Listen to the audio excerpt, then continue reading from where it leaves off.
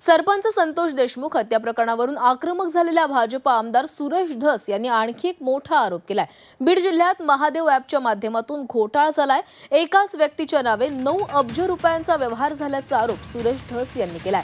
या संपूर्ण प्रकरणाची ईडी मार्फत चौकशी करण्याची मागणीही त्यांनी केली आहे। पोलीस अधीक्षकांची भेट घेऊन त्यांनी या संदर्भातली मागणी केलेली आहे।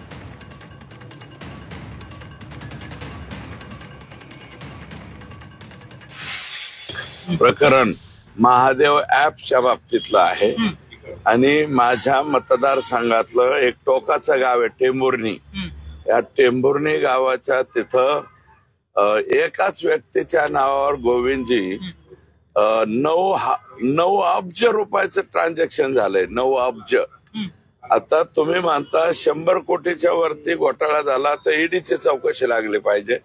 तर 9 अब्ज रुपयाचं जर ट्रान्झॅक्शन एका सिंगल पर्सन वरती झाला असेल बीड जिल्ह्यामध्ये तर याच्यावरती कोणत्या यंत्रणेने हे तपासलं पाहिजे हे याचं उत्तर तुम्हीच द्या। एवढ्या गंभीर प्रकरणामध्ये तिथं काम करणारे 2 अधिकारी होते। मी काय नावं इथं सांगू शकत नाही।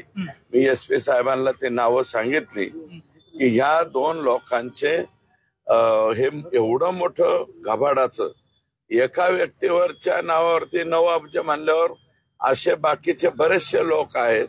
म्हणजे अब्जावधी रुपयामध्ये घोटाळा हा महादेव ॲपच्या माध्यमातून बीड जिल्ह्यामध्ये झालेला आहे। त्यांना सहकार्य करणं काही आरोपींची आणि त्याची लिंक मलेशियापर्यंत जाते थेट। अशा गंभीर गुन्ह्यामध्ये सुद्धा अतिशय चुकीचं वागणारे पोलीस इथं ठेवलेत। अजूनही इतर ठिकाणी सुद्धा पोलीस दल हे निष्क्रिय स्वरूपाचं काही इथं दाखवलं गेलं। आकाच बीड जिल्ह्यातलं कोणतंही प्रकरण घ्या त्याच्या पाठीमागे आखा। आता इथून 15-20 किलोमीटर अंतरावर 50 का 60 एकर जमीन दुसऱ्याच्या जमिनीतून मुरुम काढून आणायचा रसाळ आडनावाचे लोक आहेत आणि आकांनी तिथं काहीतरी 50 एकर जमीन घेतली।